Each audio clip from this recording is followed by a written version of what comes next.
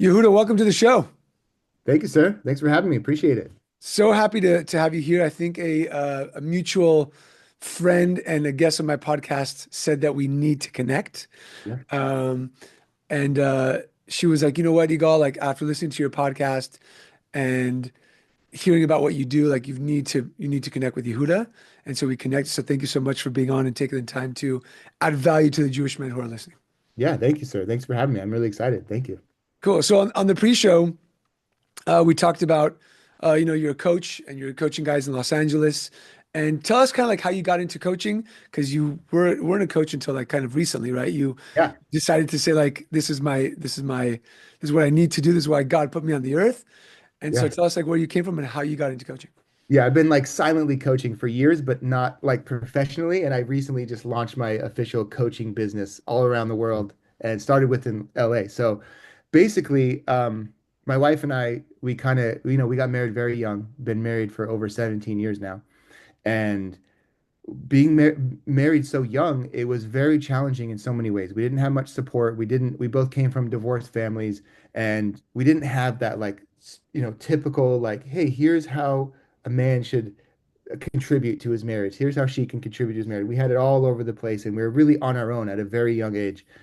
And thank God we've always been love at first sight, my wife and I. Like, there's never been like issues on that level, but there was always just like really typical misunderstandings. Why is she so hard to get along with? Why am I so stubborn and trying to fix everything? Why, the like typical fights that, we call typical. Yeah. Uh, and it took years, and we started going to marriage counseling and talking to people and rabbis and the biggest thing that started to click with us, we started to come across polarity. And for those of listening, that don't know what polarity is, it just means, the opposites attract like a magnet. So you have positive charge and a negative charge. That's what comes together.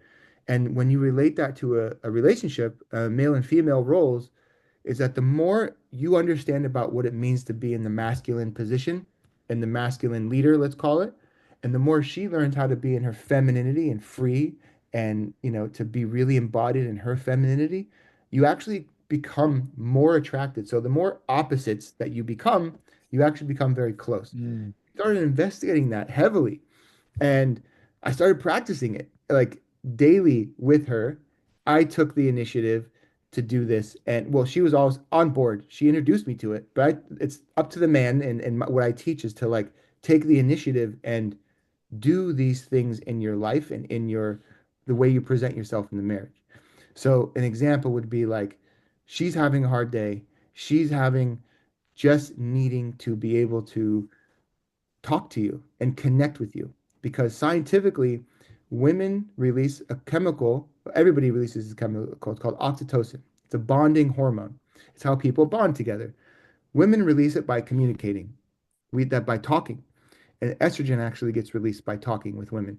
Men release oxytocin when they win, when they accomplish things. Mm. Testosterone actually gets released. That's why it's so easy for a man to like, just tell me what to do. Yeah. Because men just want to know what to do because it's in our biological makeup to just accomplish something. And we don't, it's very hard for us to like listen and connect because guess what? We want to solve. We want to solve every problem she has, everything she comes to us. And so through different courses and books and coaches that I went to, I started putting into practice.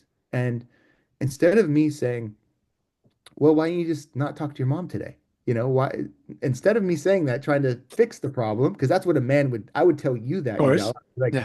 bro, just don't talk to your friend. Like, he's a pain in the ass. Don't talk to him. Like, but for her, she just wants to hear, I'm really sorry that happened. Keep telling me more. What else happened? What else happened? And then, we hear this, like, just sit there, just listen. And I'm like, wow, the more I do that, the more she actually starts to relax around me. The more tense tension rolls off of her. And I'm like, okay, this is working. I'm intrigued by this. And I went down the rabbit hole and started learning this through years. And then I would be at Shabbos tables and I would start talking about these things. And then you get into the deeper realms of it, of like, wow, a man should be taking the lead in everything he does, everything. And I mean everything. So And then that would be like, well, what if she wants to do this and do that? It's like, I'm not talking about that. I'm talking about him should be the one initiating. And if you want to talk a little bit on the esoteric side of things, that's it all over Hasidus and Kabbalah. And it's like the masculine energy initiates the arousal from below and from the arousal from above. But this is very Kabbalistic and all these different Jewish ideas. So this is very centered in what polarity represents. That when a man owns his issues and is able to connect properly to himself with the right guidance, he starts to help her feel safe and taken care of. Mm. She's no longer in her lizard brain. She's no longer the typical controlling wife or complaining wife or nagging wife. Because the reason she complains and nags and is all over him is because the truth is, sometimes consciously, but mostly subconsciously, she doesn't feel safe. She doesn't feel safe to truly be herself Yeah. because he's not giving her the space and handling her at her worst, at her best, at her whining, at her laughing, at her complaining, at her joy. He has to be able to handle all of that as if it's totally manageable. And he It's has a to tall work. task, brother. Yeah, it is. He I think has that to work on himself. the guys who are listening are like, oh my God, I've got to do all that type of stuff. But then you said something to me before. Sorry to jump in, but you said like when you create this polarity, when you become it, create it, exercise it, you said it's the magic that brings relationships back from the dead. Yeah. And I think that a lot of guys, when I'm talking to them, um, it's kind of like the brotherhood of the miserables, right? We're like, oh yeah, my wife too, and she bitches and she moans. Oh, mine too, yeah, fucking Yeah. chicks. And you rarely have a guy who's like, no, man, we're good. Like, Yeah. I make my wife feel safe. I don't bitch and moan, and when she does, I sit there and I listen and I take it and I and I and I deal with it, or what you were saying. Yeah. And rarely do we hear that from the other men in our lives. Yeah. So I think I just want to make sure that those who are listening, like I've seen this before as well. I've studied some of this as well. The masculine, the feminine energy with Dr. Robert Glover and some other people. But what you're saying, I love to hear from the Jewish aspect, like the Kabbalistic and those Mm. types of things. But keep going. I think that like there is this vision and this light that you're Mhm. talking about. Yet most guys, when you sit around a table, Yeah. they're just bashing their wives and Yeah. bashing Yeah. and just like, oh man, I got you, bro. Yeah, women suck. Yeah. It's interesting because I started a men's group here in LA I started calling it Men of Integrity, and that's what turned into my brand and coaching. It started with the men's group Yeah, because I would go to men's groups and listen to this, like you're saying, of bashing, and I would be like, that's not, granted, I had been working on it before I went to those men's groups, so I have whatever a leg up or whatever, a different perspective. They never heard of polarity. I had been in yeah, polarity for years. And I would be like, yeah, I don't have that with my wife. Of course we fight. Of course we don't understand each other. Of course we butt heads. Like that's totally normal. And but the way I deal with it, I've trained in for years. And I'm like, I'm going to start a men's group based off of this. And it's not about bashing and complaining. It's about how do men accomplish? Like my men's group doesn't just leave with we talk because that's estrogen being released. We release testosterone and be like, what are we walking away with today? What are we going to go home with and say, I'm going to practice 3 ways of keeping my word. Like the most mm, attractive thing to a woman is a man who keeps his word yeah. significantly. So I'm going to go home and practice 3 different exercises. And I have a takeaway with my men's group. And that's why it kind of spawned on from there. So, but to answer your question of like, what is it about this that we could kind of dive into and pull apart either kabbalistically or why do men have that complaining thing is because in society and especially in American society, we'll just stay at that in general, like we kind of all come from this American version of marriage and psychology and conditioning is you know I like hitting controversial buttons and I'll hit one today with you and hopefully everybody resonates with it. Men and women are not the same. Relationships are not 50-50. They shouldn't be. We shouldn't be told that we bear the responsibility 50-50. It's inappropriate, it's wrong, and that's backed up from Torah even. So why do I say that? Is because a 50-50 relationship is like a man works, she works.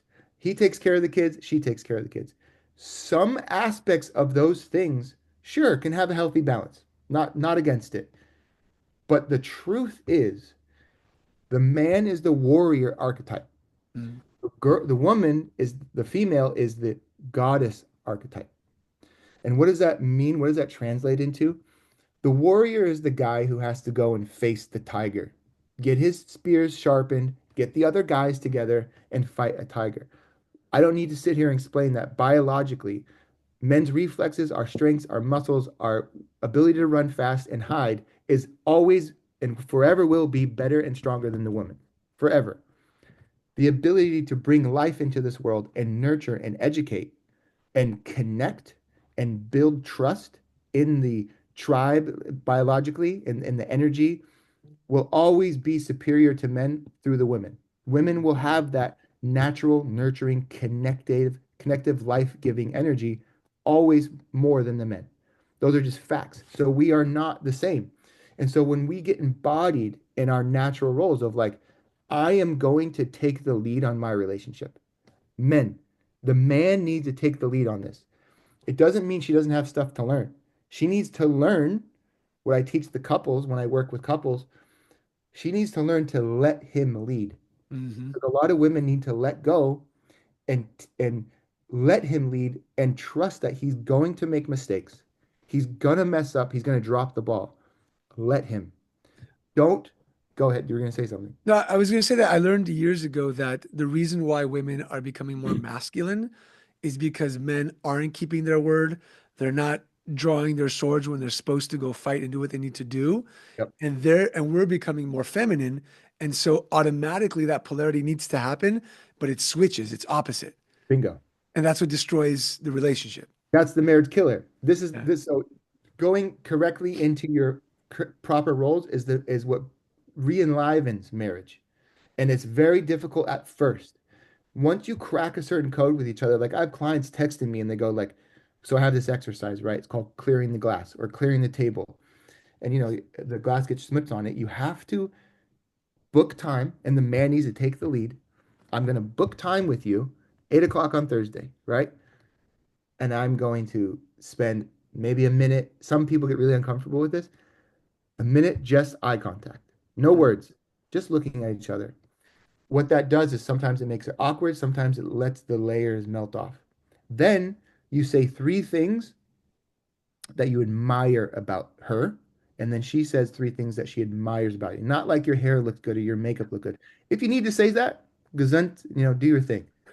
But it's more of like, thank you so much for pouring so much into our kids. Thank you. I really appreciate how great of a mother you are, and you really work on that. Like, go deep, go deep. And then you say this to her. This is the man's responsibility. I'm wearing my armor. I call it putting on your armor. I can handle anything that's coming out of you right now. Anything. And Mm, if I can't, I will tell you in a calm and composed and consistent way if I can't handle it. But right now I can handle it. Let me have it. Now, this doesn't mean it gives her carte blanche to belittle him and call him names and all that BS. It's not, doesn't mean that. It means, I'll use me example. My wife, Yehudah, it really means a lot to me that when I'm having a really hard time or the kids are having a meltdown, that you stay composed with me. And last week you didn't. You lost it. And it really affected me. And I really need you to work on that about yourself. That when you lose it, I don't feel safe, I don't feel calm, and I lose it with the kids. So I need you to be that rock. And then me wearing my armor, I'm like, yeah, that hurt. Ouch, that stung. I don't let her see that, but that stung. But I'm taking mental notes. Sometimes I even take notes, and I'm like, all right, remember, work on that. Work on like show up, and you need to stay composed when the whole house is losing it. That's my job, and I'm hearing that from her. You know what I'm saying? So this is the exercises that re-enlivens the marriage. It's a huge, huge one. It's just full honesty. And sometimes you have to work your way up to full honesty. People are not taught how to be honest with each other. They're not taught that most of the time women feel really afraid to be honest with their husbands because they know they're going to freak out. I think it goes both ways. When you talk about like fear, Hmm. for me, just being like transparent, there's sometimes this feeling of I'm going to be judged if I say that, Yep. right? And so I'd rather just not go through that. And before I was doing all this work for myself, I wouldn't want to go talk with my wife because I'm like, oh, she's going to fight with me for 20 minutes, and then we're going to try to, go through the conversation. But I think that like this male energy, like you said, like I'm putting on my armor, not Yeah. just and saying it to her, but like as really feeling it with like whatever comes at me, like I'm good. And if she's Yeah. gonna throw some spears, then all right, cool, you threw Yeah. them. Now let's talk this thing through. But I Yeah. feel like a lot of guys are afraid of judgment, have that fear of like actually being honest, like you said, and so Hmm. just stay quiet. So how do Yep. we kind of like, Shut down. I want to talk about like the practice of it. How do we break the barrier? Because it sounds really nice, and some guys are going to say like, "Oh yeah, I want to be more masculine. Do I do more push-ups or do I go run up a mountain? Like, what do I do?" But how Yeah. do we practice becoming more masculine so that our woman is more feminine and we have that polarity? Yeah. Well, the first step, in my opinion, and so far in my practice and the people I work with, it starts with mindset. Like if you don't, a man especially, like women, I think they're a lot more macabre to, or they can take on the idea of like, I'm going to try this and stick with it. Men need to like really believe it within themselves. There are some people who, use motivation over discipline. So motivation can go get you only so far. Discipline is what really lets you stick in that even if you don't believe in something, you still try it. So a man needs to come to a position where he at least admits to himself, A, my marriage is messed up or my relationship is messed up. B, I want to do something about it. Mhm. And C, it's up to me to do something about it. Because a cold, hard truth. Now, I'm not saying, again, a lot of times when I talk about this, it makes it sound like the women don't have work to do. They do, 100%. But the men are the leaders of the relationship in the sense of creating a space where she feels safe. It's not when she's trying to make herself feel safe, she's going into her masculine. But when you give her a nest, a home, food, all these different things, emotional stability, you're taking on that lead. So if you don't believe that you should do that, we start there. If you think you're good and you think that she's safe and but you still have all these problems that are everyone has, she's naggy, she's uptight, she doesn't relax around me, she complains all the time. I'm telling you to your face on this podcast, your wife doesn't feel safe. Yeah. And I'm telling you blatantly. It's Like, funny because I think about like generational trauma. When I look at my parents, my mom always took the lead. mhm, Always. My dad mhm. provided. I mean, safety wise or Okay. financially, Yep. great provider. But my Yep. mom always took the lead. And so when I got into marriage, that was my expectation. Like, oh, I'm just going to provide and you Yeah. do everything else. Yeah. And so you're right. It starts with the mindset. I love that. So what's step two, I guess? We talked mindset. What's step two? I'll go through my pillars right now. Let's do it. I start with mindset, and I Okay. have a whole story that I map out with people. I call it magnum opus. You start your magnum opus. You have to tell your story.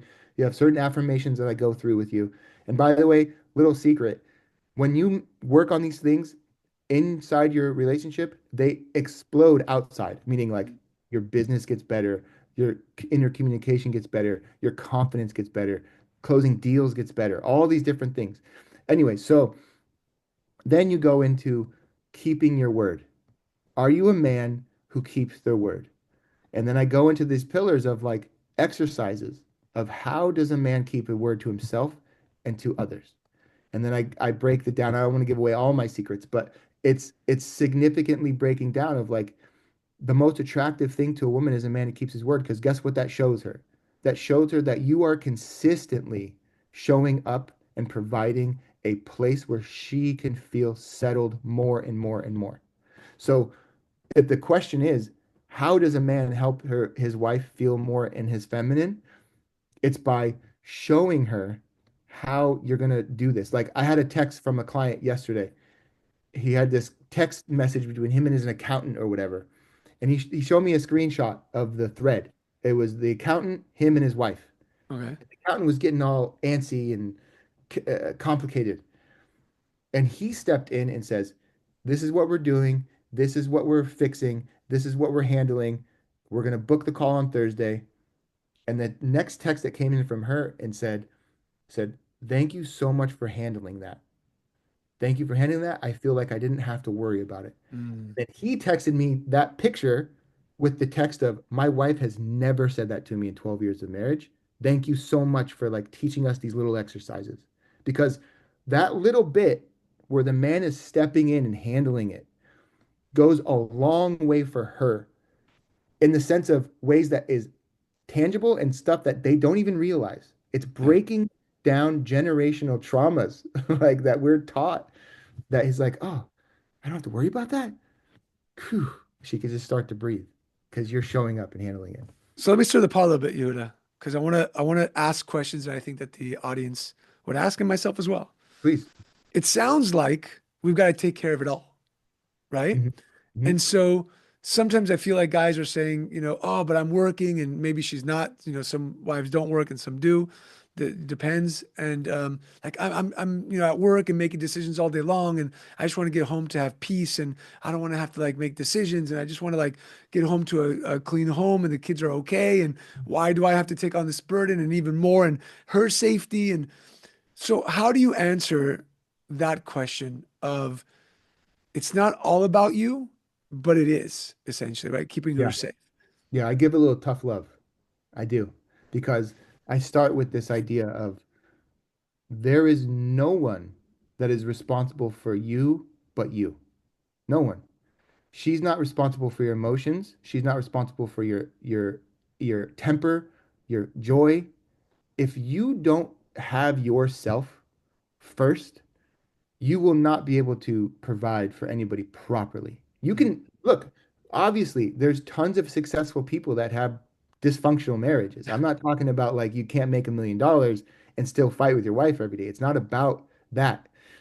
It's about, do you want real connection and real peace in your home and real sparks flying? And I'm talking about real sparks, intimacy, bedroom life, everything, like the real stuff. So this is like very, very crucial to realize that in life, this applies to a single person. There is, you are 100% responsible for everything that has happened to you or what you're going to do, what has happened to you. There is things that have happened to us outside of our world. People have been traumatized. People have been abused. People like you're not responsible for that, but you're 100% responsible for what you do about it. So that's where the tough love comes in. It's like, yes, 100%. She has a lot of work to do. She has a lot of letting go and dropping into her femininity and trusting him and believing in his mistakes. And my my wife had the classic thing yesterday where I went a different route to the park with the kids. And she's like, "Why didn't you go that way?" And I just looked at her and she knew why I was looking at her because we talk about this all the time. It's like when a woman tells another woman, "Why didn't you go that way?" They look at it as advice. mm, When your wife tells you, "Why are you driving on that road and not that road?" It's criticism. yeah. The reason it's criticism is because men operate on a high frequency level of operational problem solving constantly. And you're coming in and saying, I know where I'm going. I know why I took this route. You don't trust my abilities. Yeah. So she needs to work on herself and be like, even though she said, my wife said to me, like, I probably shouldn't have said anything, right? I was like, yeah, like that's Like I got this. like we know between us now because we've been doing this for so long, we can laugh about it. Yeah. But the truth is like she shouldn't have said anything. Not because I'm controlling, not because she's controlling. It's because she's learning how to trust my leadership. That's the Mm, work women need to do. That is very difficult for women because they are very much in their programmed lizard brain because they haven't been protected for so long but from so many people. They need to put on, they've been wearing their armor forever. And then they need to learn how to start taking off the armor and let their femininity out. And my man can make mistakes. My man can get it wrong, but I still trust his judgment. I'm still on his arm. I still believe in him. He could fumble and he can make mistakes and lose it. But yes, to answer your question, Igal, is it is on your shoulders. everything is. And the sooner we're taught that, the sooner as like a little kid, I teach my kids that like you are responsible for you and you are responsible for protecting those you love. That's just a full out fact. Where did we go wrong, Yehuda, as Jewish men? Because as I look at my community, for example, Yeah. right? We're taught to be menches. We're taught to be good guys. We're taught Yeah. to, we're not taught to be, I mean, the whole point of this podcast being called Tribesmen is to Hmm. like unleash the inner warrior that we were, thousands of years ago. Yep. And we've lost that. Yeah. And so my question is, why? Why do you think we've lost that? And then where is this resurgence of like, let's go back to that coming from? Yeah. Of course, I want to keep hitting on your pillars, but I don't feel like, you go to synagogue and there's not, people aren't really talking about this. Yeah. Everything's, everything is like, I listen to like Torah classes online or rabbis on YouTube, and I'm not judging, but it's very soft and it's very, um, in the mind. Yeah. And we're not taught, most of the teachers that we're looking at are out of shape, and Mhm. we've lost this. Yeah. 100%. I have a theory about this, and it's pretty backed in science and history and all this stuff, but I'm no expert. I'm not a professor, so take it with a grain of salt. Um, that through generational traumas, which we have a lot of them as the Jewish people, we have learned to become um, silent for good reasons and bad. Um, we have gone down the route of it's better to be quiet and safe than to speak out and get hurt. Mm, And so that's gone that's big. throughout, yeah, that's gone through generations. That's gone, Holocaust, even before the Holocaust, like you name it. Um, you see now in history, like we're not pushovers. You got Israel, you got, like you have all this stuff. All the Jews with guns now taking Yeah, yeah, Krav yeah, Maga. exactly. So like we were once a nation of that. We were once a nation and we have the backing of God at the same time. So it's like, so I think just generational, and then I'll get into the psychological. Generational, I think that's where it comes from, is that we have been on the run literally all of our history. And so when you're on the run, you don't often have the ability to turn around and fight. Yeah. Obviously, times have changed recently in the last 100 years, if that, So that's number one. Psychologically, that Torah values and the way that Torah systems are set up in America in particular is based off the Western education system Okay. in general, right? And that's sitting at a desk, listening to somebody talk, absorbing the content, repeat, repeat, repeat, repeat. I don't think I'm not a proprietor to that. I think kids and students and adults should be much more expansive in the way that they absorb content.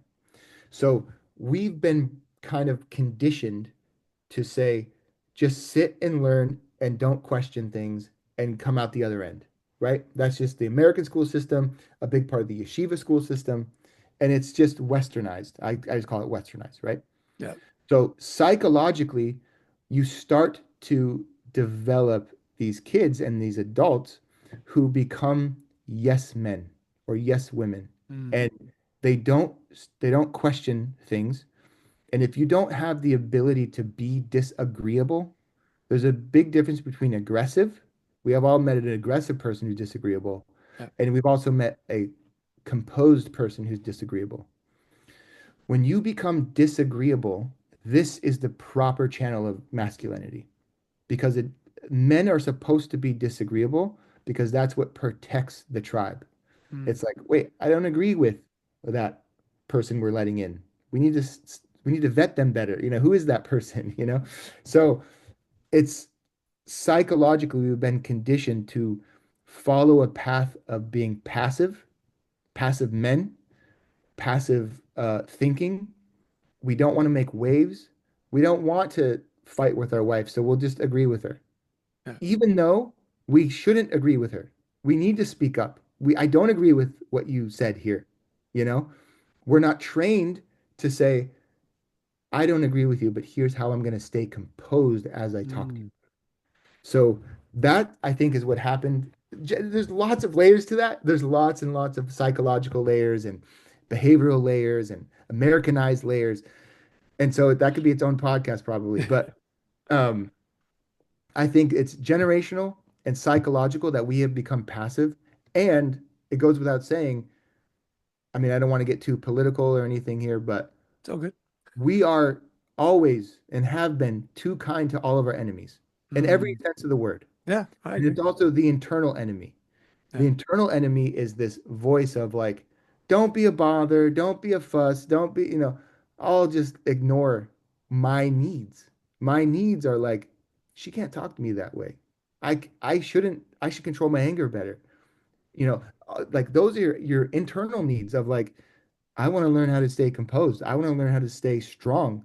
yeah, And by the way, when this mindset does kick in, I can tell you at least for all my clients and this energy, it does start to seep into the external of like people want to start exercising. They want to learn for sure. self-defense. They want to learn how to eat right. They want to learn how to be strong and defend themselves mentally and physically. So I hope that answered your question. It's a big one, No, for but sure. it's a big question. I love it, and I agree with you. I think that we've been taught to be very, very nice.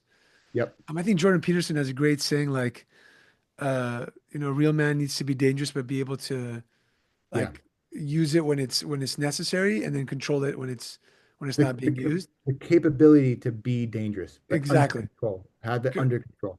Exactly. And I agree. And I think that like we've been taught just to be nice. When October 7th happened, and all of a sudden, like here in San Diego, especially, you had, nonprofits helping out Jews get guns. And at first everyone's like, no, what do you mean? And then I've got friends who would never fight, would never even think about that. Like they're like top-notch Krav Maga guys now, like in a year. They go to the shooting range twice a week. And they're still great human beings. They're still nice guys, Mhm. but now they can just protect themselves. And they've gotten over that trauma of we just need to be quiet, we just need to be nice Yeah. and not I do think anything. October 7th did a lot to a lot of people For for sure. on that level, 100%. I know a lot of different people kind of notched it up a lot. Yeah. So let's go back to the pillars. You've got mindset, Yeah. keep your word. How many are Mindset, there, by the keeping your way? word. Sorry. How many are there? 5. Five. All right. So I'm gonna keep you to it. So mindset, keep your word. What's number three? Consistency. So that's connected to keeping your word. But if you don't learn the concept of consistency, they are separate because you have to be consistent. This is the difference between motivation and discipline. Motivation can get you so far. I got hyped up. I listened to that YouTube video. I listened to that song. I got a good day. What about the next day when you don't have that song? It's like discipline. Jocko Wilkes talks about this a lot, Yeah. and he goes like, discipline is what gets you through the next month. Yeah. Like Discipline equals freedom. That's what exactly. he So says. like, so that's consistency of like, regardless of how you're feeling, get this done. Get it done. Have your non-negotiables. So I set my guys up. I have them text me every morning. What are your three non-negotiables? And I amp it up to what are your five non-negotiables? And you have to hit them. I don't hold them accountable in the sense of punishment or anything, but Yeah. it's like you signed up for my program, man. I want three non-negotiables from you every day. And I want to celebrate with you when you hit those. Yeah. And it starts to train the brain to get these wins, to get these uh, hits of oxytocin and bonding and testosterone. And so you're building that up, you're getting those wins, and then you seep that more and more into your relationship as well. Yeah. So that's three.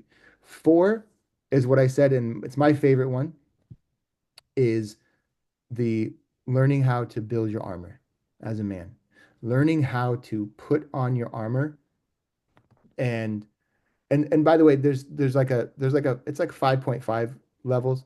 The armor connected to creating healthy boundaries. Mm. Because when you put on your armor, but you're not setting up the conversation right, but like, sweetheart, I'm sitting us down. I'm gonna have eye contact. I'm gonna say admiring things, and I want you to let it go. Like, you're taking the lead. You're reassuring her that this is a new part of our life now. I'm introducing this into our life. So you're giving an example of taking the lead on something that you care about the relationship enough to do this. And let's say someone's wife is named Sarah. You say, Sarah, I am ready. Go, go, go, go. And I will be composed enough that if you hit a nerve with me, I'll tell you in a calm, composed way. But I got you. I got it. I can handle this. And you need to wear your armor. And it's the men later that if you hear some shit that really gets to you, but you still handled it there, then you build your team around you. I'm a huge proponent of you should always be the dumbest person in the room. What does that Agreed. mean? If you're the smartest person in the room, you're not growing. So surround yourself for people like you and me, Gal. Like I want to be near you because I want to learn business from you, right? So I'm the dumbest person in that room. I did when it comes to business. So like I did that on purpose. So I'm not saying you literally you and me. I'm saying the Yeah. concept of like I put myself in a room with someone like you because I want to learn and up level myself from you.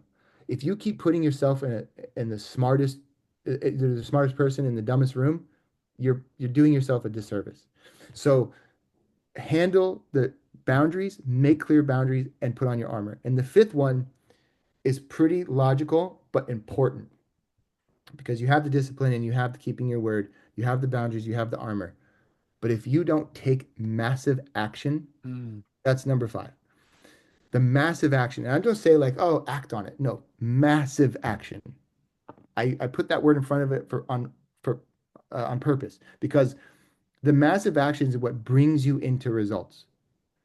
It's like you can have the mindset of discipline, you can have the mindset of clarity, you can have the mindset of armor, but if you're not acting on it and you don't make a plan, it won't happen.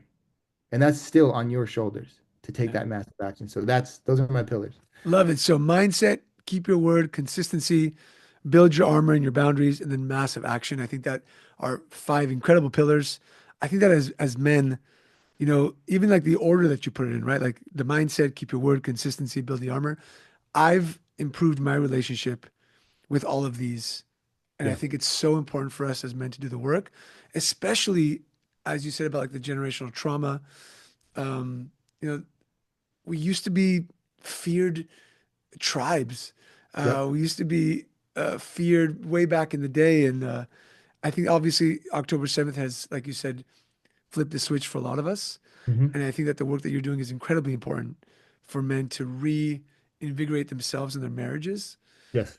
Um, because for me, this is all about like two things. One is we want to live life the way God intended, happy, Yes. right? Like I believe in Judaism. A rabbi once told me, Gal, Judaism is about being happy. It's do it with joy, right? And Hmm. two, if we have a shitty marriage, what are we going to teach our kids? Yeah. I've got three girls and I want to show them like you can be happy. You can have an incredible relationship with love and respect and that bond so that when they go choose a partner, they don't settle for less. Yeah. And that's Like why this is so important to me. it's very powerful you said that. Can I add to the being happy thing? Yeah. I want to add a layer to it. And it's not to negate what you said, that it's not just about being happy. What really life is about is doing the right thing. Mm. You do the right thing, happiness will be a byproduct. So happiness is like step one, but when you do the right thing, you'll even have more happiness. I've recently been meditating on that lately. I I just love you that. remind me of it. It's a cool one. I'll ask you a question based on that. I know that you're observant. I always say observant, not orthodox. Yeah, I got my Were you, helmet were you, on and yeah, you everything. got to keep on. Were you always observant? No, I Did you grow up I that way? grew up completely secular. I have a very interesting story. I could write a book, but my parents were Balchuvas in the 80s. So the name I have, Yehuda, is the only name I have. They got divorced when I was 1 years old. I went to go live in Northern California with my mom, and she didn't keep anything, basically. She tried to keep what she could, but basically didn't give us any pressure. So we used to go to restaurants in a loudspeaker and said, Yehuda, your bacon cheeseburger ready for Yehuda. Like it's just like I didn't know. Like I would just completely secular. Yeah. And not until I was 17 in high school, we watched Schindler's List in history class. And this girl comes up to me and she says, I'm really sorry what happened to your people. And I was like, I have a people? Like I didn't even Yeah. like that's how far removed I was. You know what I'm saying? So like long story short, I moved to Florida with my dad. He was a big learner and he would teach me Hasidus and Kabbalah late at night when I was like 18, 19 years old. Went to college, finished college, went right to yeshiva afterwards, fell in love with it. It's a long story, but I fell in love with it. But my dad brought me back into Judaism when I went to go live with him at 18 years old. Mm. And been religious since 20. So I'm 40 now. So 20 years I've been a Baal Tshuva. Wow. And I have four kids, met my wife in Crown Heights, got married at 770. And come to the Chabad movement. And yeah, I love it. I've been, three boys and a girl later, and my Amazing. son getting his license Wednesday. So like it's been a wild ride. That's But awesome, man. Very, very cool. Well, Yehuda, I appreciate you being on the show, brother. Just once again to go over, we got 5 pillars uh, for the men of integrity, which is mindset, keep your word, consistency, build the armor, and massive action. I appreciate you beyond. Guys, if you want to follow Yehuda on Instagram, it's Men of Integrity Life. I follow you. You give great, great resources, and you're just a good guy to watch because you're positive and you give good information. So follow him on Instagram. thank you. Hopefully we can meet soon, man. You're not too far away from me. No, yeah, I'm So in LA. Let's do something. You'll come to one of the meetings. Maybe we'll go out to lunch, whatever. It'd be great. deal. We'll And go to we'll do it Lenny's live. We'll, Casita. we'll start going live on Instagram together. How about We'll, that? we'll, we'll go to Lenny's Casita. I love that place. I And bet. and as always, I'd just like to give you a blessing. May you have a year filled with strength and courage. Chazak ve'matz. Appreciate you, man. And for those listening, stay tuned for the next episode of the Tribesmen Podcast. You had any last words for those listening? No, thank you so much for having me. I really appreciate it. It's been an honor. Follow me on Instagram. I do one-on-one coaching for couples and men. So, hit me up, see what's going on. Awesome. Thank you.